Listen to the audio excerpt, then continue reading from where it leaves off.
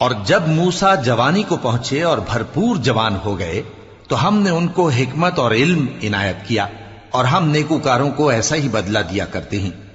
और वो ऐसे वक्त शहर में दाखिल हुए कि वहां के बाशिंदे बेखबर हो रहे थे, तो देखा कि वहां दो शख्स लड़ रहे थे। एक तो मूसा की कौम का है और दूसरा उनके दुश्मनों में से।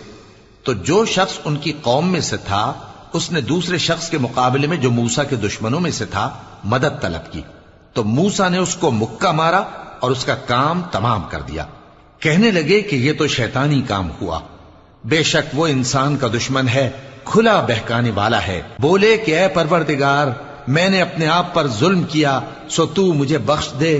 तो अल्लाह ने उनको बख्श दिया, बेशक वो बख्शने वाला है, मेहरबान है।